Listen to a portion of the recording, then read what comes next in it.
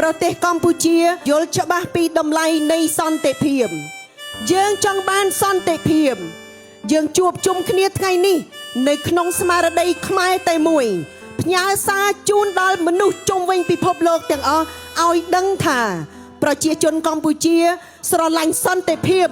ប្រជាជនកម្ពុជាត្រូវការសន្តិភាពយើងជាកូនខ្មែររួមគ្នាថែមរតកដូនតាជាតិយើងថ្លៃថ្លាដោយសារយើងចេះសាមគ្គីគ្នាអ្វីដែលសំខាន់គឺការរួបរวมខ្មែររួបរวมខ្មែរខ្លាំងខ្មែររួបរวมយើងនឹងឈ្នះនៅអ្វីសពបែបយ៉ាងទាំងអស់ហើយសន្តិភាពនៅតែជារបស់យើងជាខ្មែរ